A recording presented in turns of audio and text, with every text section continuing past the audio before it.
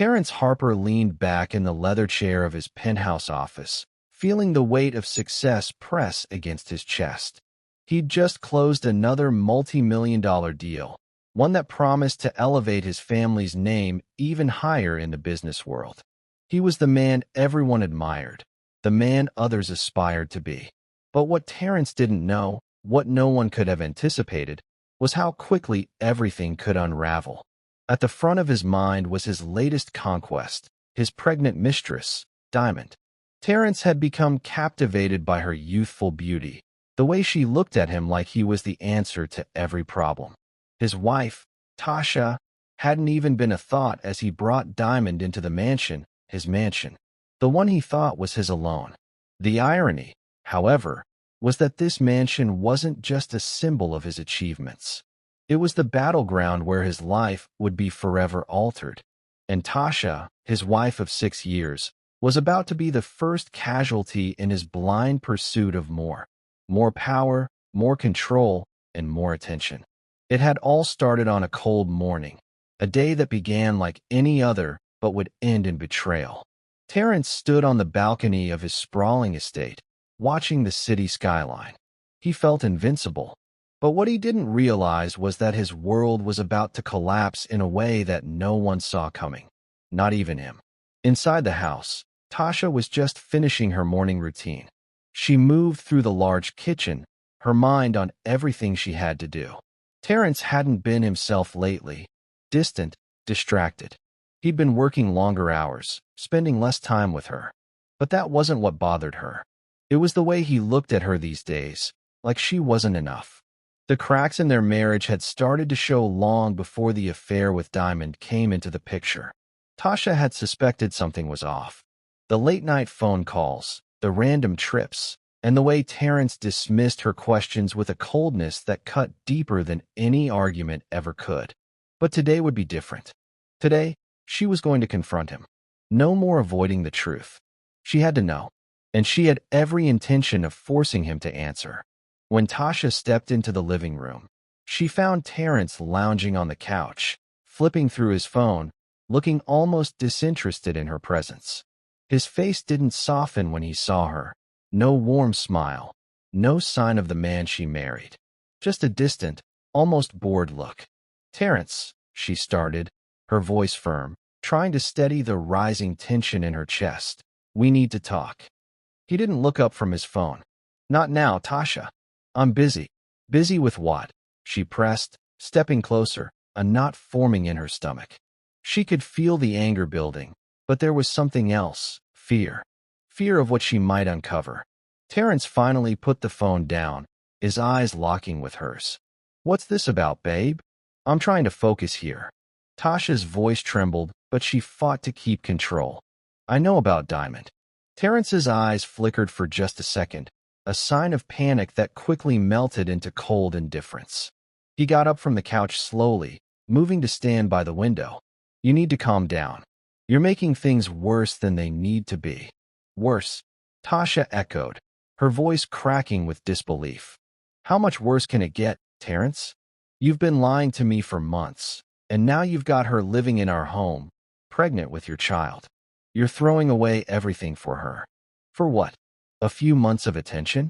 Tell me, what's so special about her that you couldn't keep it in your pants for just a little while longer?" Terence turned, his face hardening. "You don't get it, do you? I've had enough of being stuck with you. I'm a man of ambition, and you," he paused, a flash of irritation crossing his features. "You've been holding me back." Tasha felt the sting of his words. She had always supported him, always stood by his side. But this wasn't just a betrayal. This was a man who had let his ambition cloud everything they had built together. He had forgotten who he was, and worse, who he had promised to be to her. Without thinking, she spoke the words that would mark the end of their marriage. Get out. Get out of this house." Terence laughed, a hollow, humorless sound. "You're asking me to leave my own house." Tasha stood her ground, her voice stronger now. "This is my house too, Terence. You're the one who needs to leave. You think you can just walk all over me and everything will be fine? Well, it won't. But what neither of them knew was that the real shock was just around the corner. Tasha wasn't just any woman. She wasn't just the wife of a powerful man. She was the heir to a fortune worth over $500 million, a fortune that Terrence had no idea she had inherited. She hadn't shared it with him because she had never needed to. Tasha had always believed in love, not wealth. But that was before he threw her out, before he humiliated her in front of the entire city. Unbeknownst to Terrence, his own downfall had already begun. Tasha had known for months. And now, with everything in place, she was going to make sure he paid the price. She walked toward the door, but as she did, she heard a voice behind her. "You're making a mistake, Tasha. This is just a phase." But Tasha didn't look back. She was done with his lies, his cruelty. It was time for the truth to come out. Terrence had no idea what was coming, and the real game was only just beginning. As she stepped out of the mansion, she made a call that would change everything. She had waited long enough. Now, the pieces would fall into place. If you're listening right now, help me prove something wrong. My mother said I wouldn't even reach 1,000 subscribers, but Elle believes stories like this deserve to be heard. Help me show her that these tales matter. Terrence couldn't understand why everything had turned upside down. The way Tasha had kicked him out, the way she'd spoken to him like she didn't know him anymore. It was like a knife to the gut. He had built this empire, sacrificed so much for it. And now, the one person who was supposed to stand by him was ready to throw it all away. He stood in the mansion's grand entryway, staring at the empty space where Tasha's things had once been. In the chaos of that morning, he hadn't even noticed the envelope on the counter. It was only when Loretta walked in, her face wrinkled with concern, that he saw it. She held the envelope up, her voice steady but with a hint of something darker underneath. "What's this?" she asked, already knowing. A letter from her lawyer? Terrence's stomach dropped. "I don't know," he muttered, walking toward her. "What's it matter? I'll get a lawyer too. She can't just throw me out of my own house." Loretta's eyes narrowed, a sharp glint of judgment flashing across her face. She put the letter in his hands and walked away, but not without a few choice words. "You've gone too far this time, son. And now look at where we are. How are you going to fix this?" Terrence stared at the envelope, the weight of the words inside suddenly feeling heavier than the mansion itself. He ripped it open, not fully understanding the significance, until he saw the words written in black ink. Words that hit him like a ton of bricks. Notice of eviction. He blinked. Then again, he read the words twice, his mind struggling to process what he was seeing. But before he could fully grasp it, the doorbell rang. Loretta, who had disappeared into the kitchen, was the first to answer. Terrence followed her, heart pounding, ready for another argument. But nothing could prepare him for what happened next. Standing in the doorway was a woman in a sharp business suit, flanked by two burly men in dark suits. "Can I help you?" Loretta asked, her tone dripping with disdain. The woman stepped forward, smiling politely, but with an air of authority that made Terrence uneasy. "I'm Miss Freeman, and this is my team. I represent Mrs. Celeste Harper. We've come to discuss the matter of this property." Terrence's jaw clenched. Celeste Harper, the woman he had discarded like yesterday's trash. Loretta raised an eyebrow, clearly confused. "What do you mean, discuss? This is my son's home. We've been living here for years." Miss Freeman's smile didn't falter. "I'm here to inform you that Mrs. Harper is the sole legal owner of this estate, including all land and assets. She inherited it upon the passing of her grandmother, Ruth Caldwell, and the legal paperwork has been finalized. This estate is no longer yours." Terrence felt a cold wave of panic wash over him. "What are you talking about? I've paid for this house. I've worked for everything in this place." Miss Freeman remained calm, almost too calm. "I'm afraid that's not how it works, Mr. Harper. Mrs. Harper's inheritance is legally binding, and your lease has expired. You've been living here under a false assumption. This property was never yours to begin with." Terrence's eyes darted between Loretta and the woman. He could hear the blood rushing in his ears as the walls around him seemed to close in. This was a nightmare. He opened his mouth to protest, but Loretta stepped in front of him, a frown deepening on her face. "Terrence, do you understand what's happening here? This is about more than your pride. You've been living on someone else's land all along." The realization hit Terrence like a punch in the stomach. His world, his carefully constructed empire, was built on lies. Everything he'd thought he owned, the mansion, the money, the life, was built on sand. And now, the truth was coming for him, fast. Miss Freeman handed him a legal document, and Terrence's hands trembled as he took it. Loretta looked at him, her expression shifting from disbelief to something darker, more calculating. "I suggest you make arrangements, Mr. Harper. You have 72 hours to vacate the property. All remaining belongings, including personal effects and furniture, must be removed." Terrence couldn't believe it. The room felt smaller, and he could hardly breathe. His life had just been turned upside down, and there was nothing he could do about it. I don't have anywhere to go," Terrence muttered, his voice barely a whisper. Loretta scoffed. "You made your bed, son. Now lie in it."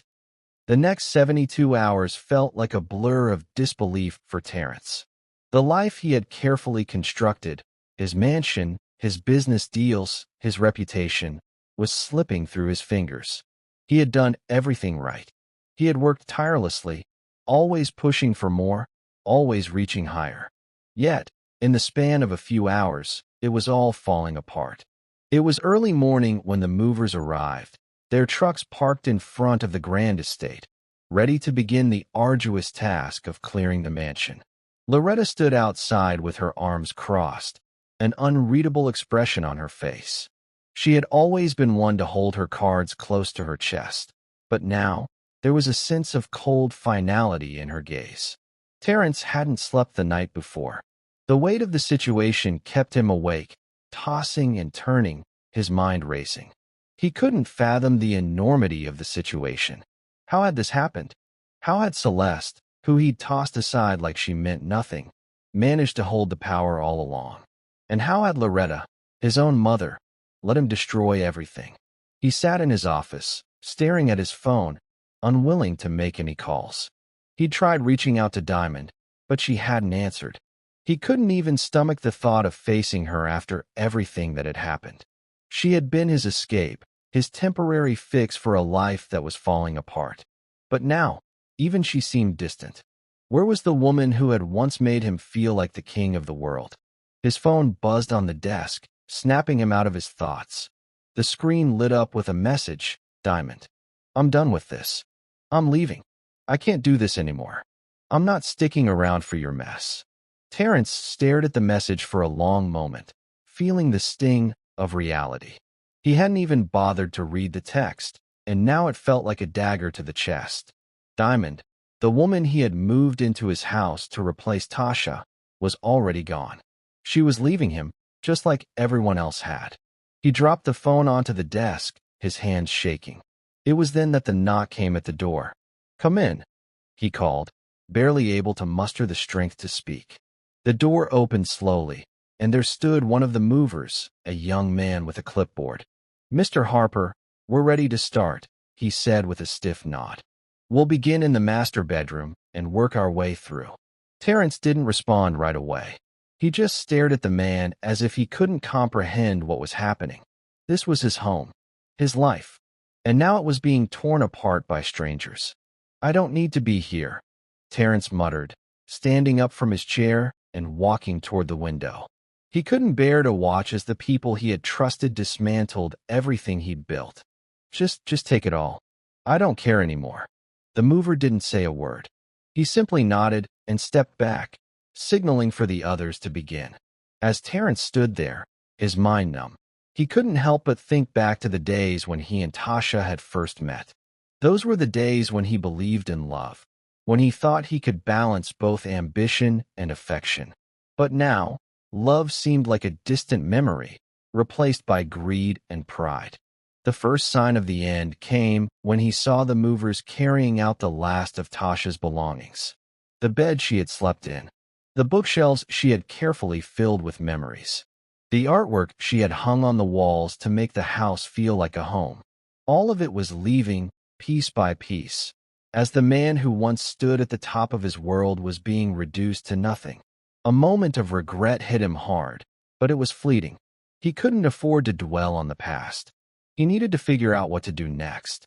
Outside, the movers were finishing up the final load, and Terence walked out to greet them, his face a mask of indifference. He couldn't let them see his pain. He couldn't let anyone see how broken he felt. But when he saw the legal papers in the movers' hands, the papers that confirmed Celeste was now the rightful owner of everything he'd thought was his, the reality of his situation crashed down harder than any of the previous blows. Loretta stepped forward, her expression cold and final. "You've lost everything, Terence. And it's not just the house. It's your dignity, your pride, and your family. What are you going to do now?" Terence opened his mouth to speak, but no words came out. He felt suffocated by the weight of the truth. Loretta had never been one for sympathy, but this time, her words cut deeper than anything she'd ever said before. She was right. He had lost everything. He turned away from her, unwilling to look at the woman who had been the first to abandon him. "I don't need your help. I'll figure this out on my own," he spat, though he knew deep down that no amount of pride or arrogance could fix this. As the movers finished, Terence felt a sharp pang in his chest. The mansion, which had once been his symbol of power, now stood empty and cold, its doors wide open to the world. The life he had known was gone. The illusion of control had been shattered, and all that remained was the bitter taste of his own mistakes. As he walked back into the house, alone, he realized the truth he had been avoiding. He had built his empire on lies and manipulation, and now, the consequences were coming home to roost. The days that followed were a blur of calls, emails, and endless negotiations with lawyers. Terence didn't sleep much. Each time he closed his eyes, he was met with a vision of the mansion, now abandoned, the walls echoing with the ghost of his past life. He had tried to reach out to his old connections, trying to salvage some part of his empire, but his phone calls were met with silence. His reputation had become tarnished, and there was no one left willing to extend a hand to him. Terence had always been the kind of man who believed in his own invincibility. He had built everything with his own two hands, or so he thought. Now, with his empire crumbling and his wife gone, he was left with nothing but the cold reality of his situation. And it wasn't just the mansion, or his business, or even Diamond. It was the fact that he had lost everything he held dear, and now there was no way to get it back. On the third day after the eviction, Terence found himself standing in front of the courthouse. He had no choice but to face the music. The legal battle with Celeste was imminent, and he knew he couldn't escape it. He had been served with more papers than he could count, all of them centered around the inheritance Celeste had so carefully hidden from him. The truth about the estate, about everything, had come crashing down with brutal clarity. And Terence was left standing in the wake of his own destruction, staring at a future that seemed more and more like a prison. As he stepped inside the courthouse, the cold, sterile atmosphere seemed to reflect the emptiness inside him. He wasn't used to feeling vulnerable, but now he had no other choice. The realization that Celeste had been playing him, that she had known all along about her inheritance and had allowed him to humiliate her, was a bitter pill to swallow. And yet, deep down, he couldn't help but feel a sense of admiration for her. Celeste had waited, biding her time, letting him dig his own grave before she made her move. He hadn't even seen it coming. The hearing was set for the following morning. Terence knew that his lawyer, a man he barely trusted anymore, would be fighting to retain the estate, but Celeste's legal team had all the upper hand. She was the rightful heir. There was no way around that. And as he sat in the courtroom, he could feel the weight of the situation pressing down on him. But then, just as the proceedings began, a figure appeared at the door. It was Celeste. She walked into the room with the quiet confidence she had always exuded, her head held high. The contrast between them couldn't have been starker. Where he was unraveling, she was poised, calm, and collected. He could feel the sting of his own humiliation as she took her seat across from him. Her eyes locked on his with an intensity he hadn't expected. The lawyer for Celeste stood up and addressed the judge, his voice calm but authoritative. "Your Honor, as you know, Mrs. Harper is the sole heir to the Caldwell estate. The papers are all in order. We have gone through the proper channels, and everything has been verified.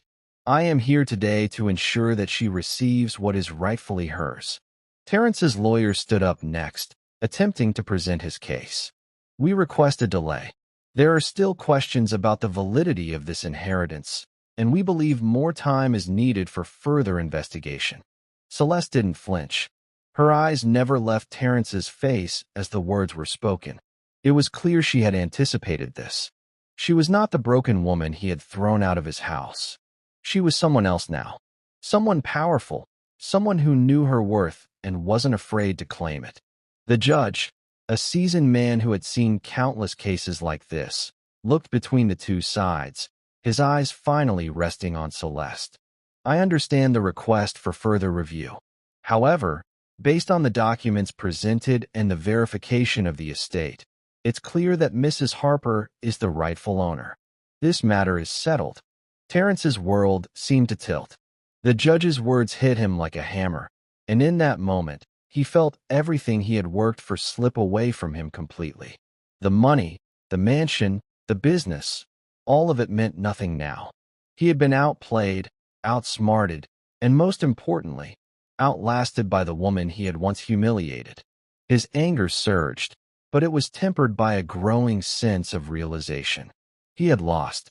Celeste stood up, her calm presence filling the room as she addressed the judge. "Thank you, Your Honor.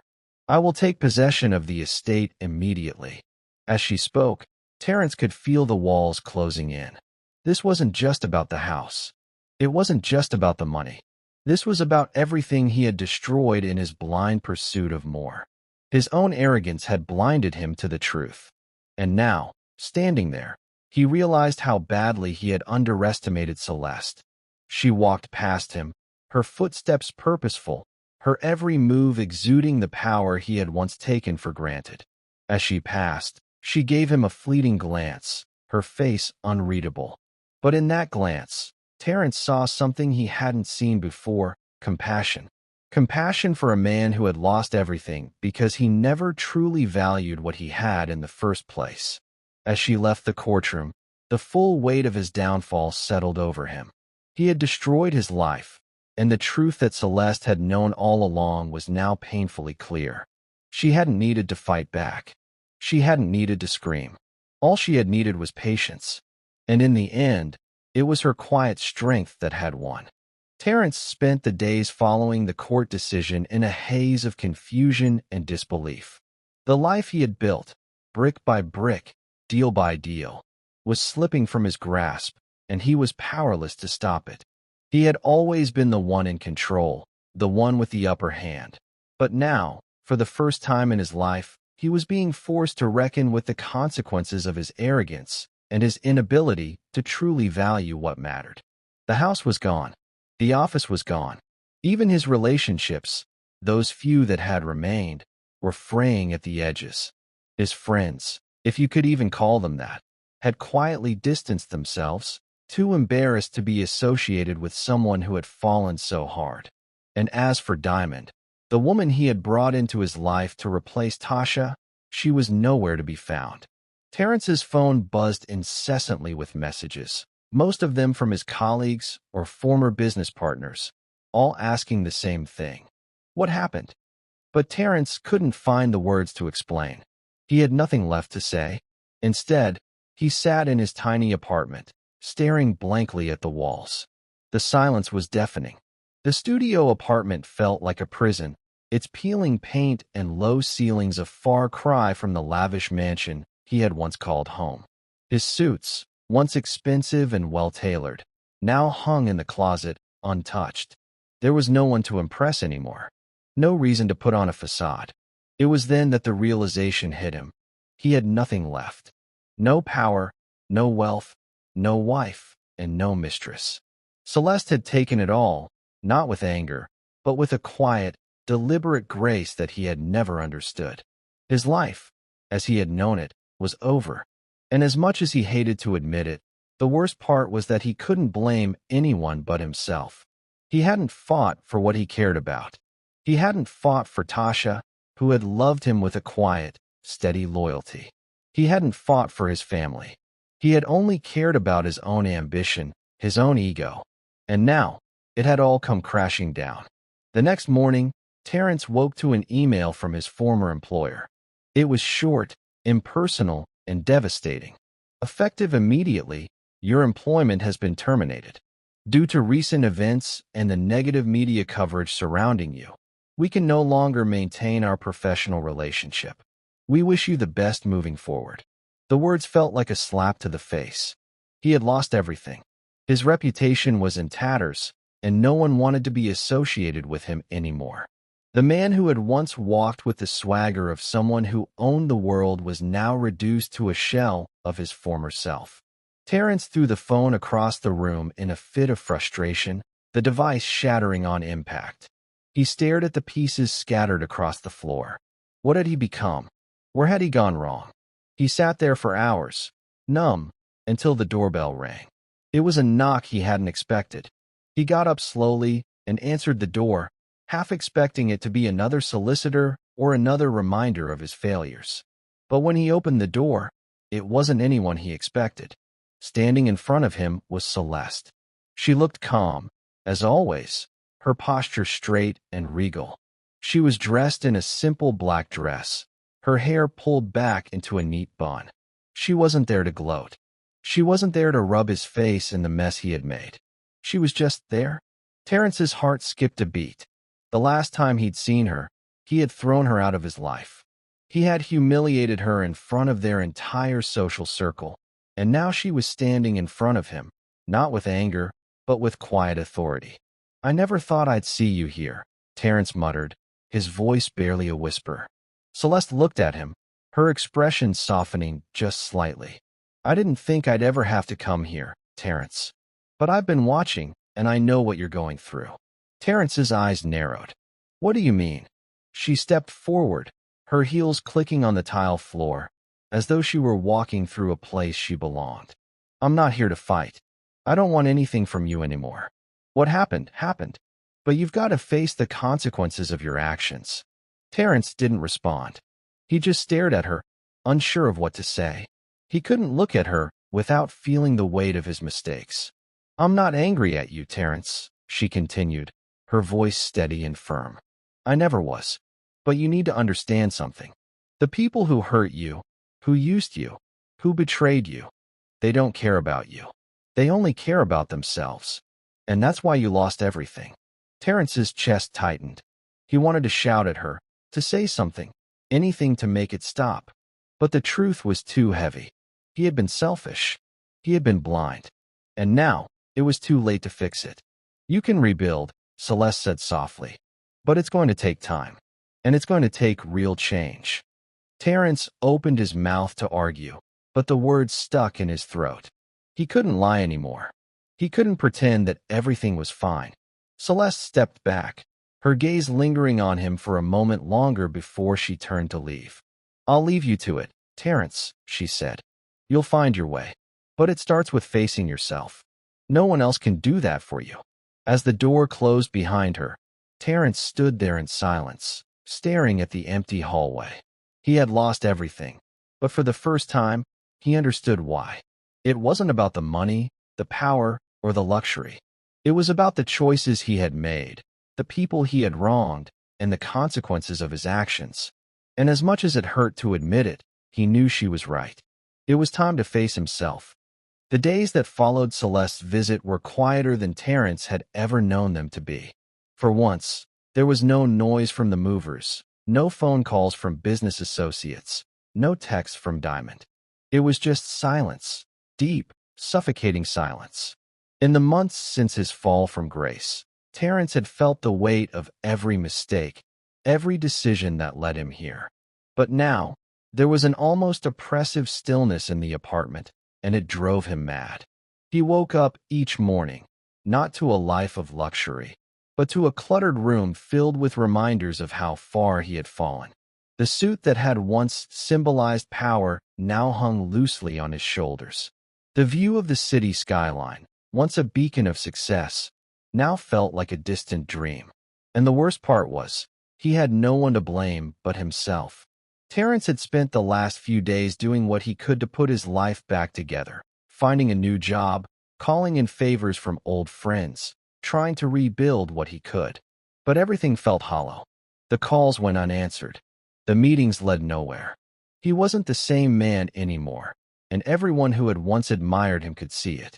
The fear, the doubt, it had all crept into him, eating away at the pride he had so carefully built. And deep down, he knew it would never be the same. It was the night of the charity gala that changed everything. He hadn't been invited, of course not. His name had been wiped from every list, every event, and every conversation. The invite list for the Caldwell Foundation's annual gala was full of the people he used to know, people who once looked up to him, admired him, and even feared him. Now they were the ones that were there, standing tall and proud while he rotted in the shadows of his own mistakes. Terrence had no intention of attending. He wasn't ready to face those people again. But something inside him pushed him forward, the remnants of his ego daring him to show up and reclaim some sense of himself. He told himself he wasn't going for Celeste, though he couldn't deny that part of him needed to face her. To see her standing at the center of it all, the woman who had defeated him with grace. To remind himself that it was his fault, everything that had happened. When he arrived at the gala, he was met with nothing but cold stares and murmurs from the guests. The people who had once greeted him with smiles now avoided eye contact. The air was thick with judgment, and Terrence could feel it weighing on him. He didn't belong here anymore. Not among these people. They had moved on, and he had been left behind. He took a deep breath and walked through the crowd, trying to keep his composure. He felt like a stranger at a party he had once hosted. He reached the bar, where a few of his old colleagues were gathered, quietly chatting. They didn't acknowledge him at first, but after a few seconds, one of them, Carlton, an old friend, looked up. His expression was unreadable, but there was a slight glimmer of sympathy behind his eyes. "Terrence," Carlton said, his voice lacking the warmth it once held. "Didn't expect to see you here." Terrence gave a tight smile, his heart sinking as he realized the depth of his isolation. "I wasn't invited," he replied bitterly, "but I thought I'd stop by and see how everyone's doing." Carlton took a slow sip of his drink. "You know how it is. People move on. People forget." Terrence's fists clenched at his sides, but he kept his voice calm. "I haven't forgotten. I'm just trying to figure out how I got here." Carlton didn't answer immediately. Instead, he glanced around, looking for a way out of the awkward conversation. "Well, some people are still rooting for you, man. But not everyone. You've made some enemies, and it's hard to come back from that." Terrence nodded, his eyes scanning the room, avoiding looking directly at Celeste, who stood across the room in the midst of a group of well-dressed guests. She was smiling, laughing, effortlessly commanding the attention of the room. She looked radiant, and yet, Terrence couldn't help but see the subtle strength in her, strength that had crushed him and everyone else who had wronged her. Carlton's voice pulled him back to reality. "I heard she's starting a foundation with the estate, helping girls from small towns find their purpose. She's really making a difference." Terrence felt a pang of bitterness in his chest. Good for her. Carlton took another sip of his drink, then leaned in slightly, lowering his voice. "I know you don't want to hear this, man, but she's moved on. She's found her peace. And that's something you'll never have. Not until you fix what you've broken. She got her justice, but you'll never get back what you lost. Not unless you face it." The words cut through him like a blade. The truth was undeniable, and for the first time in a long while, Terrence felt like a failure. He had been so consumed with winning, so wrapped up in proving his worth, that he had neglected the people who mattered. And now, The consequences of his actions were catching up with him. As he stood there, silently stewing in his own thoughts, Celeste's gaze finally caught his. She didn't look angry. She didn't look victorious. She looked calm, composed, at peace. There was no triumph in her eyes, no smug satisfaction. Instead, there was a quiet knowing, a sense of serenity that made him feel small. And in that moment, Terence understood. It wasn't about winning. It wasn't about the mansion, the money, or the status.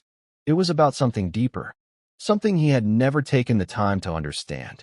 Celeste had won, not because she had taken anything from him, but because she had remained true to herself. She had been patient. She had let the truth come to the surface in its own time, and in the end, it had destroyed him, and she hadn't had to lift a finger.